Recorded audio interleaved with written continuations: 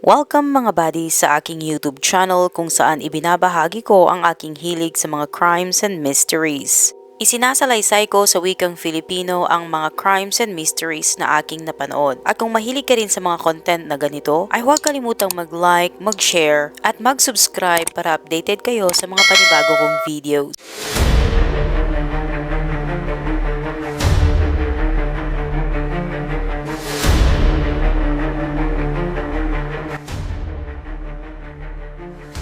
Noong ika-24 ng Pebrero taong 2010, sa isang residential area sa Diok Pudong Sasang District sa Busan, bandang 7:07 ng gabi, nakatanggap ng tawag si Ginang Lee mula sa kanyang 13 taong gulang na anak. Isang maikling 3 minutong pag-uusap lamang iyon. Pagsapit ng alas 9 ng gabi, nang makauwi ang 15 anyos na kapatid ni Lee, napansin niyang wala sa bahay ang kanyang kapatid na babae. Sa una inisip niyang baka lumabas lamang ito upang makipagkita sa mga kaibigan. Ngunit habang lumilipas ang mga oras, napansin niyang may mga bagay na hindi kapanipaniwala. Si Lee ay may malubhang problema sa paningin. Hindi siya makakakita ng maayos kung wala siyang salamin.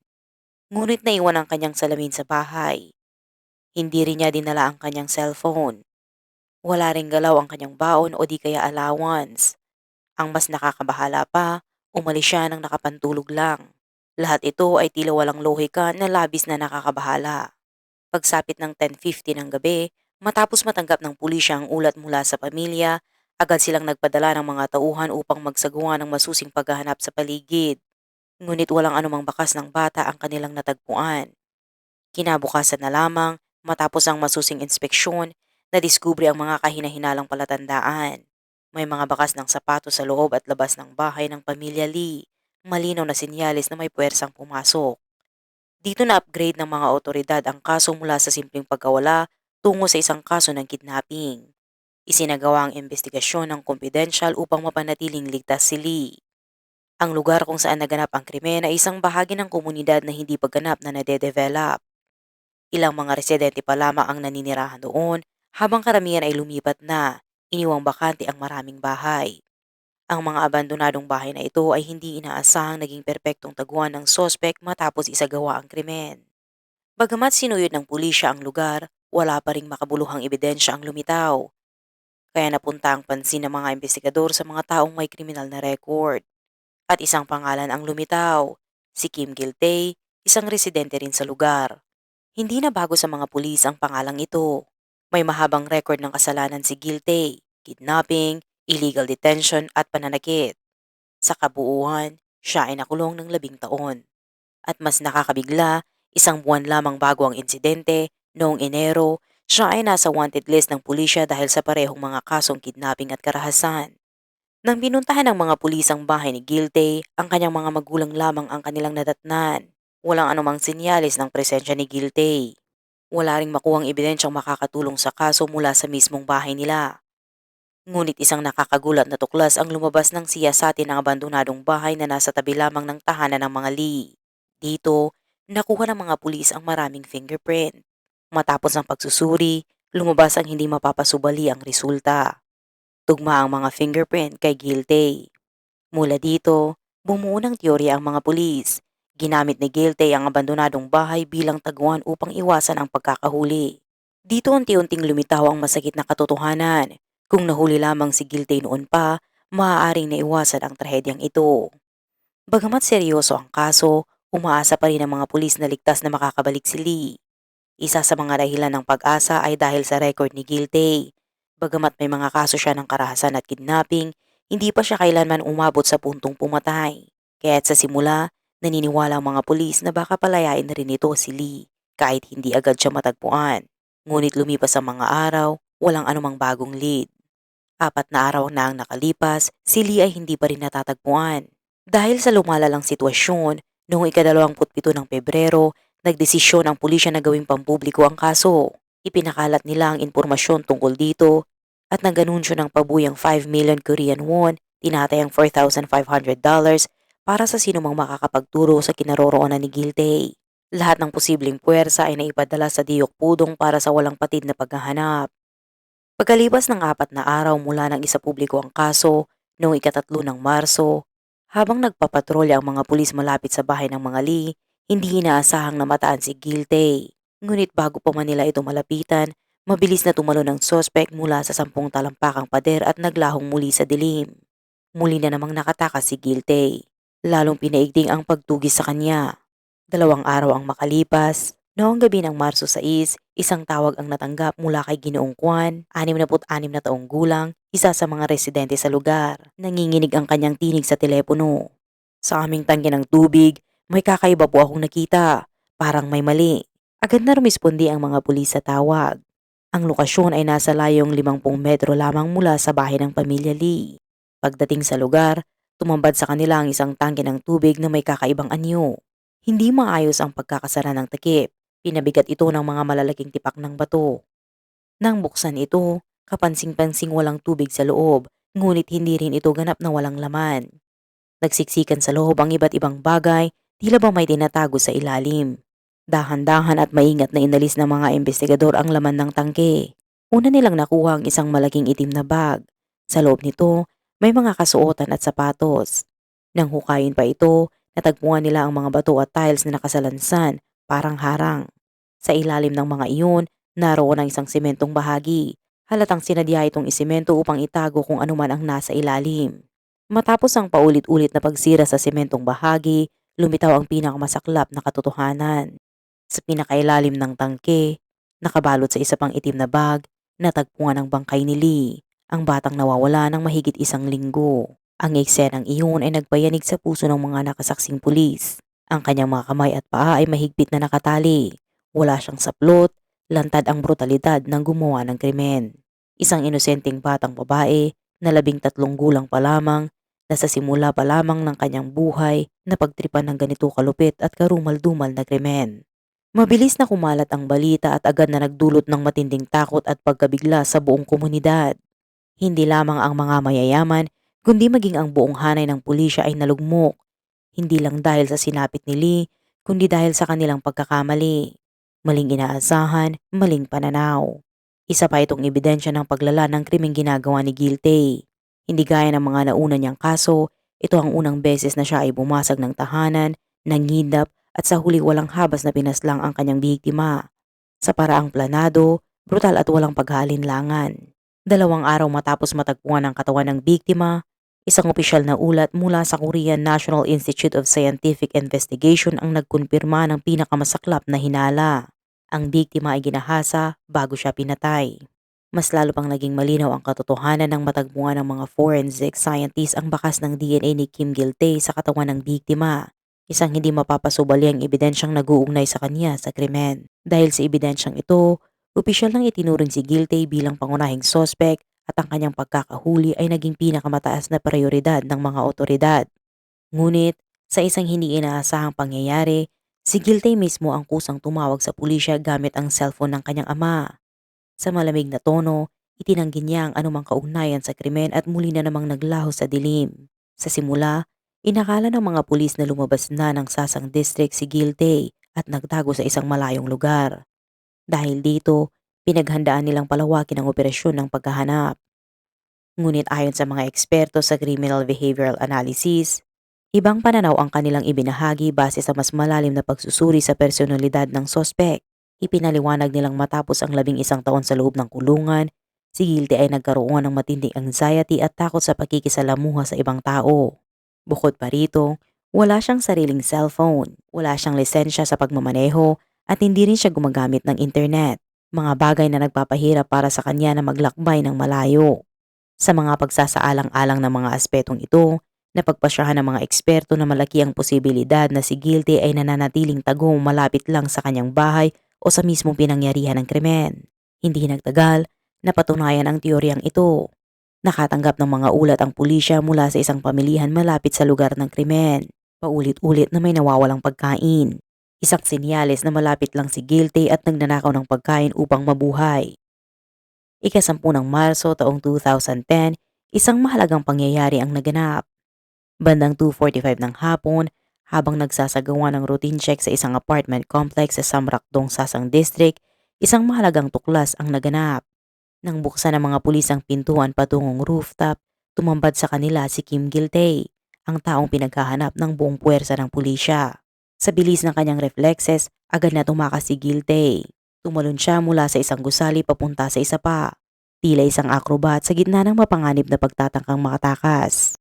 At nang wala nang mapagpipilian, sumuot siya sa makitid na puwang sa pagitan ng dalawang gusali.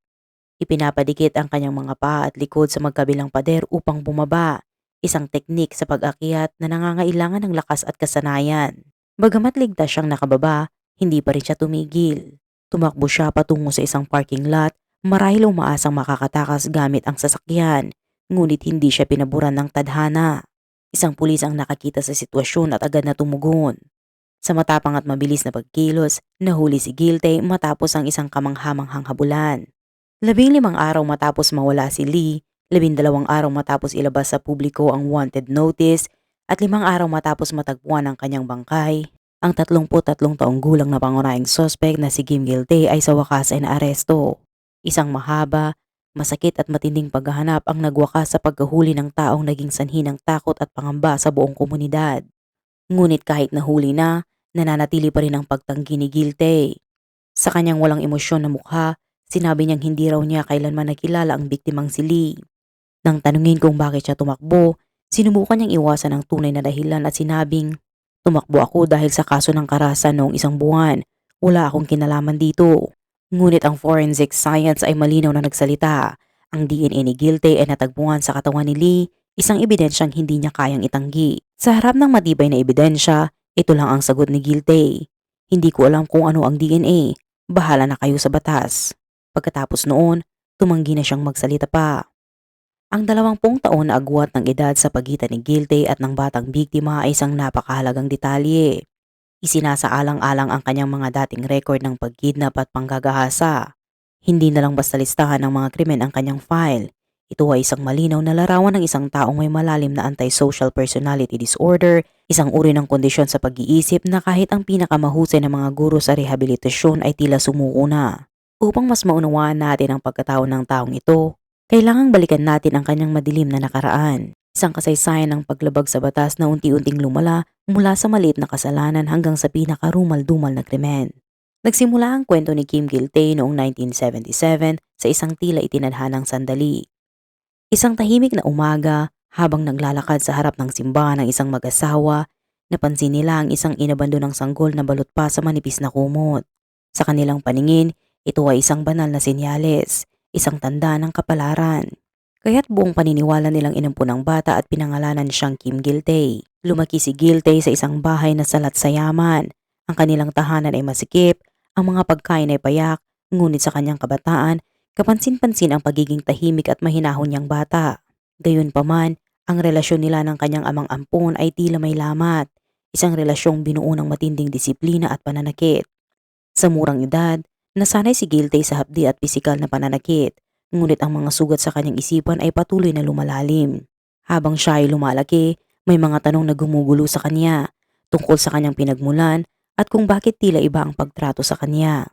Ang mga katanungang ito ay nananatiling walang sagot hanggang sa isang araw, sa kanyang high school years, dumating ang isang mapait na katotohanan. Hindi siya tunay na anak ng kanyang kinikilalang pamilya. Ang revelasyong ito ay naging mitsa ng malaking pagbabago sa kanyang pagkatao. Mula sa isang tahimik na binatilyo, siya ay naging padalos-dalos, madaling magalit, marahas at tila nawalan ng kontrol sa sarili. Nawalan siya ng gana sa buhay at sa sarili. Sa unang taon pa lang ng high school, tumigil na siya sa pag-aaral. Pumasok siya sa trabaho sa isang bar, isang lugar kung saan unti-unting nilamon ng dilim ng nightlife ang kanyang sugatang kaluluwa. Noong 1994, sa edad na 17, unang naharap si Guilty sa batas. Siya ay ipinadala sa Juvenile Detention Center dahil sa kasong pagnanakaw. 2 taon ang lumipas, noong ika-10 ng Setyembre 1996, siya ay sinentensyahan ng 10 buwang pagkakakulong dahil sa pananakit at paninira ng ari-arian. Subalit, sa halip na tuluyang makulong, siya ay pinalaya agad sa pamamagitan ng 2 taong suspended sentence. Sa kasamaang palad, walang kasabay na rehabilitasyon o counseling ang paglaya niya. Walang nag-abot sa kanya ng tamang suporta para muling makibahagi sa lipunan. At hindi nagtagal, lumitaw ang masamang epekto ng kakulangan ng gabay. Noong ika-27 ng Hulyo 1997, habang nasa ilalim ng suspended sentence, muling lumala ang kanyang krimen. Gamit ang panlinin lang, nilapitan niya ang isang babaeng naglalakad sa kalye at dinala ito sa rooftop ng isang abandonadong gusali. Doon, ninakawan niya ito at tinangkang gahasain.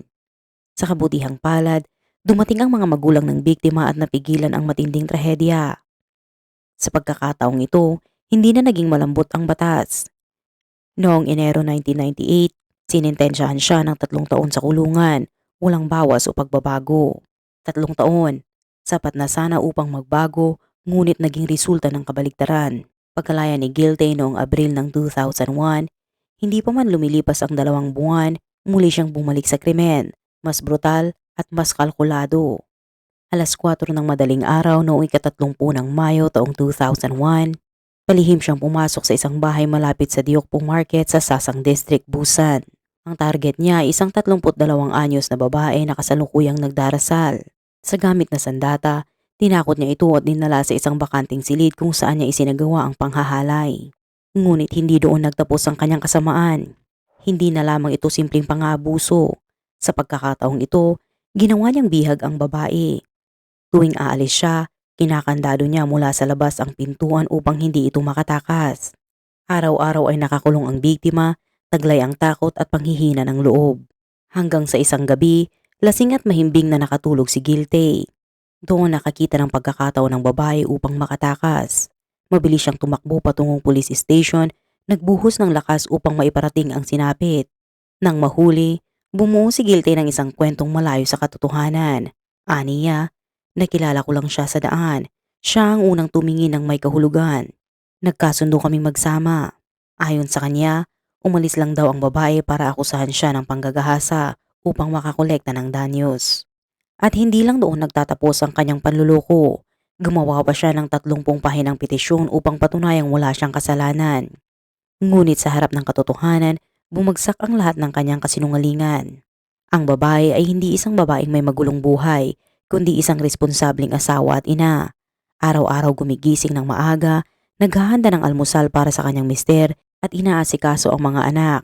Isang payak ngunit marangal na buhay. Ang isang taong gaya niya ay hindi kailanman basta-basta iiwan ang kanyang pamilya upang manirahan kasama ang isang estranghero sa isang nakalak na silid. Ang sakit na dinanas ng biktima ay hindi lamang pisikal. Sa loob ng 9 na araw, paulit-ulit siyang inalipusta. Ngunit higit sa lahat, sinira ang kanyang dangal. Dahil ang salarin mismo ang naglakas ng loob na sabihing ito'y kasundo ang relasyon. Ngunit sa huli, pinili niyang lumaban. Sa korte, buong tapang siyang humarap kay Guilty, ang taong dahilan ng kanyang bangungot upang patotohanan ang katotohanan. Noong panahong iyon sa Korea, ang karaniwang parusa para sa mararahas na kasong may kinalaman sa sexual na pag-atake ay 7 hanggang 8 taong pagkakakulong. Ngunit sa unang hatol ng korte sa kaso ni Guilty, kinilala siya bilang isang seryosong kriminal kaya't hinatulan siya ng 12 taong pagkakakulong. Umapela si Guilty at sa hindi inaasahan, ibinaba ng appellate court ang kanyang sentensya ng 4 na taon. Sa huli, 8 na lamang ang kanyang kailangang ikulong. Ang dahilan ng korte noon, bukod sa sexual na pag-atake, wala raw direktang pisikal na pinsalang natamo ang biktima. Ang paliwanag na ito ay umani ng matinding batikos mula sa publiko. Hindi ba't sapat ng ituring ang sexual na karahasan bilang parehong pisikal at mental na pananakit?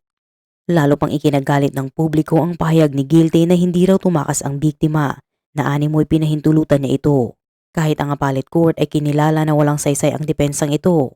Gayunpaman, sa kabila ng maraming nauna niyang kaso, paulit-ulit na paglabag at kawalan ng tunay na pagsisisi, wala ring nakapigil sa pagbaba ng kanyang sentensya ng 4 na taon. At ang desisyong ito ang siyang nagbukas ng pinto sa panibagong trahedya.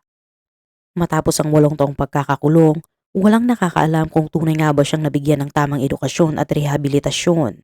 Noong ika-26 ng Hunyo taong 2009, nakalaya si Guilty matapos makumpleto ang kanyang sentensya. Bagamat minsan nang nayanig ang lungsod ng Busan sa kanyang kaso, sa ngalan ng privacy ng mga dating bilanggo, hindi isinapubliko ng pulisya ang kanyang larawan.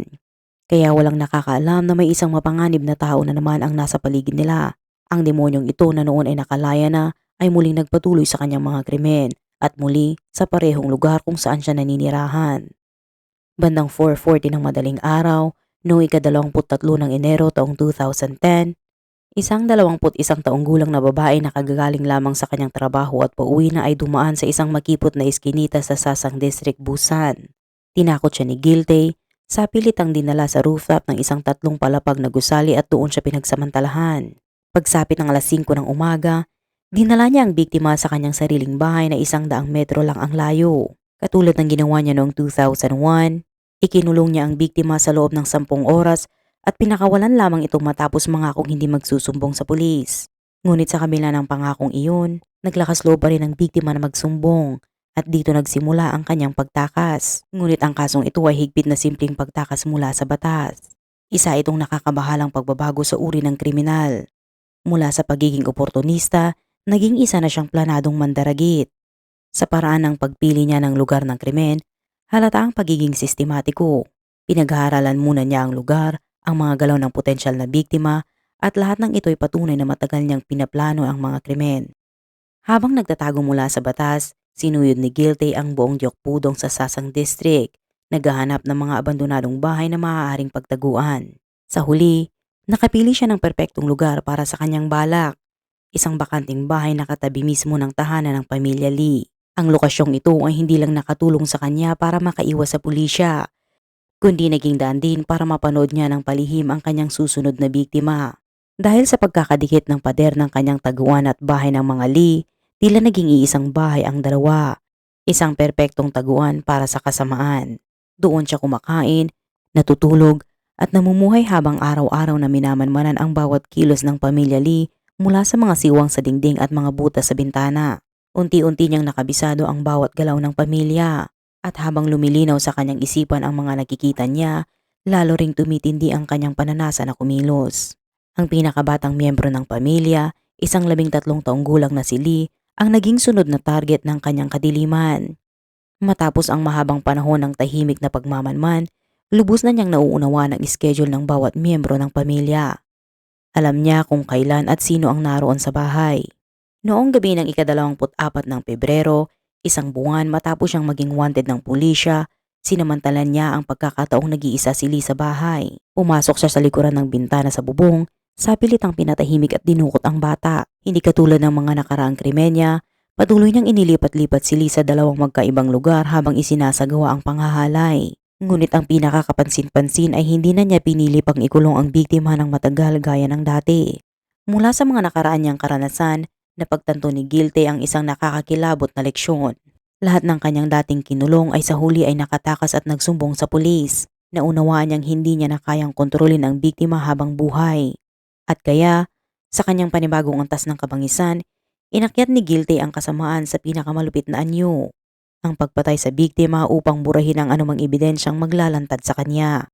Sa mismong araw ding iyon, sinakal ni Guilty si Lee hanggang sa mawalan ito ng hininga. Pagkatapos, itinapon niya ang bangkay sa isang malaking tangke ng tubig, nilagyan ng semento at iba pang materyales upang maitago ang krimen. Ngunit unti-unti ring lumabas ang katotohanan. Ang mga bakas ng paa at sapatos sa silid ng biktima ay tumugma sa mga bakas sa taguan ni Guilty. Natukoy ng mga investigador na ang sapatos na iyon ay binili pa ng pamilya ni Guilty matapos siyang makalaya noong 2009. Ang mga pagsusuri sa DNA mula sa likidong nakuha sa katawan ng biktima at sa tissue sa isang itim na bag ay parehong tumugma kay Guilty. Bukod pa rito, natuklasan ni Ginoong Kwan ang kanyang semento, isang mahalagang saksi sa kaso.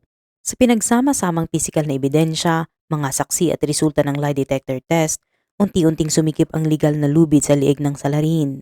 At dahil sa matinding galit ng publiko at presyo ng opinyon ng bayan, nagpasya na ang pulisya na isapubliko ang mukha at pagkakakilanlan ni Guilty, isang hakbang na bihirang gawin sa sistemang hustisya ng Korea. Noong ika-11 ng Marso taong 2010, matapos ang masusing investigasyon at pagtitipon ng hindi mapapasubali ang ebidensya, opisyal na inilipat ng pulisya si Guilty sa tanggapan ng panlunsod na piskalya ng Busan upang isulong ang kasong kriminal laban sa kanya. 3 buwan ang lumipas, noong ika-25 ng Hunyo, formal nang binuksan ang unang pagdinig sa korte. Dahil sa malubha niyang mga naunang kasalanan, patuloy na pag-uulit ng krimen na mas tumitindi sa kabangisan, at lalong-lalo na ang karumal-dumal na pagpatay sa isang 13 taong gulang na bata, maring inirekomenda ng panlunsod na piskalya ng Busan ang parusang kamatayan. Sa harap ng posibilidad na mawalan ng buhay bilang kabayaran, Ginamit ni Guilty ang lahat ng paraan upang maiwasan ang parusa. Para sa kaso ng pag-atake sa 21 anyos na babae, nagbigay siya ng salaysay na puno ng baliktad na pag-aangkin. Noong araw ng insidente, labis akong nakainom at nawalan ng kontrol. Pagkagising ko, laking gulat ko nang makita kong sinusuntok ko na ang mukha ng isang tao. Hindi ko nga alam kung lalaki o babae siya. Agad akong huminto at humingi ng tawad. Naghiwalay kami, pero binalikan ko siya para muling humingi ng paumanhin. Doon niya sinabi na nagkaroon kami ng ugnayan habang ako'y lasing at humihingi siya ng 5 million won bilang kabayaran at tinakot akong isusumbong sa pulisya bilang panggagahasa. Para naman sa nakakapanlumong kaso ng batang si Lee, muling itinanggi ni Guilty ang responsibilidad gamit ang isang pantasyang kwento. Halos wala akong maalala dahil wanted ako, palipat-lipat ako ng taguan. Isang araw, matapos uminom ng sobra, nawalan ako ng malay. Pagkagising ko, nagulat ako sa nakita kong may nakahigang hubad sa kumot sa bakanting bahay. Nang tingnan kong mabuti, nakita kong ito ay isang batang babae. Bagamat nagtaka ako, sinubukan kong tawagin siya pero hindi siya tumutugon. Noon ko na lamang naintindihan na patay na siya. Sa sobrang takot, halos mabaliw ako. Ginapos ko siya at inilagay sa isang bag. Ang susunod kong natatandaan ay nakita ko na ang katawan ng babae ay nasa tangke ng tubig. Gumamit ako ng kahoy upang haluin ang semento at ibinuhos ito. Nang makita kong hindi pa rin natatakpan ang katawan, biglang sumiklab ang awa sa puso ko kaya tinakpan ko ito ng mga tile at bato. Hindi tinanggap ng korte ang salaysay na ito bilang lohikal o kapanipaniwala. Sa unang hatol ng korte, dahil sa partikular na kabagsikan at kasamaan ng krimen, ipinataw ang pinakamabigat na parusa, kamatayan para kay Kim Guilty. Ngunit noong ika-2 ng Hulyo taong 2010, sa kabila ng malinaw na ebidensya, nagpasya pa rin si Guilty na umapila at humiling pangang ideklarang wala siyang kasalanan. Hindi ito nakakagulat dahil sa nakaraan. Ang pag-apila ang naging dahilan kung bakit nabawasan ang kanyang sentensya ng 4 na taon. Kaya kahit maliit ang posibilidad, sinubukan pa rin niyang tumaya sa huling pagkakataon. Noong ika-15 ng Disyembre taong 2010, muling binawasan ng korte ang sentensya ni Guilty mula sa kamatayan tungo sa habang buhay na pagkakabilanggo. May 4 na pangunahing dahilan ang korte. Una, pagkabuo ng baluktot na pananaw sa lipunan. Batay sa kanyang pangalan, tila siya isinilang sa tabi ng kalsada. Lumaki siyang may galit sa ama at pinaniniwalang hindi siya tunay na anak. Dahil dito, unti-unti siyang nagkaroon ng masamang pananaw sa lipunan. Mahirap ang buhay niya, halos wala siyang koneksyon sa pamilya, may criminal record at tinatakwil ng lipunan. Wala ni isang tulong o aruga mula sa pamilya o lipunan kaya tuluyang naging antisocial na nilalang. Kung ilalagay lang sa kanya lahat ng sisi at alisin ang pananagutan ng lipunan, masyado raw itong malupit. Pangalawa, kalinawan ng pag-iisip. Hindi matiyak kung may sapat siyang kalusugang pangkaisipan tulad ng isang karaniwang tao. Sa oras ng krimen, maaaring nasa estado siya ng kahinaan ng pag-iisip. 2 mental na pagsusuri ang isinagawa na nagsasabing may temporal lobe epilepsy at delusional disorder si Guilty. Kaya hindi tiyak kung ginampanan niya ang krimen ng may buong kontrol sa sarili. Pangatlo, walang orihinal na intensyong pumatay. Ayon sa korte, hindi niya planong pumatay mula sa simula. Napatay lang niya ang biktima nang ito ay matindi ang pagtutol o hindi sumunod sa kanya. Pang-apat, hindi sakop ng pamantayang dapat patawan ng kamatayan. Ayon sa korte, ang parusang kamatayan ay para lamang sa mga kasong gumagamit ng matinding kalupitan upang patayin ang maraming tao. Sa kasong ito, isang biktima lang ang sangkot. Binigyang diin rin ng korte na maaaring naapektuhan ng malakas na opinyon ng publiko ang unang hatol, kaya naging labis ang parusa. Bagamat pumatay siya ng isang inosente para lang masunod ang tawag ng kanyang pagnanasa, iginiit ng korte na ang paglilimita o pag-alis ng parusang kamatayan ay mas naaayon sa makabago at makataong pananaw ng lipunan. Ang permanente niyang pagkakahiwalay sa lipunan ay sapat na. Bilang karagdagan, pinatawan din siyang magsuot ng electronic monitoring device sa loob ng 20 taon. Sa ganitong paraan, muli na namang nakalusot si Guilty sa pinakamabigat na kaparusahan ng batas. Bagamat siya ay nahatulan ng habang buhay na pagkakabilanggo, ang pinakamataas na praktikal na parusa sa Korea, itinuro pa rin ni Guilty ang bahagi ng sisi sa kanyang mahirap at ampon na magulang dahil sa umunoy kapabayaan at pang-aabuso sa kanya. Gayunpaman, ang kanyang mga ampon na magulang na kumapit sa kabuhayan sa pamamagitan ng pagbebenta ng mga basurang pwedeng i-recycle ay nakaipon ng 200,000 won, humigit kumulang $180 upang ipadala kay Guilty para sa kanyang gastusin sa loob ng kulungan. Sila pa mismo ang humingi ng tawad sa pamilya ng biktima at sa lipunan. Patuloy na pinagdedebatihan ng publiko ang kasong ito, lalo na kung paano tinratrato ng Korea ang mga sexual at marahas na kriminal. Lalong-lalo na kung ang mga biktima ay kabataan o di kaya mga miyembro ng lipunan na mahina at walang laban. Naipataw man ang hustisya, para sa marami, ito ay hindi pa rin tunay na hustisya at iyan ang kaso natin ngayong araw.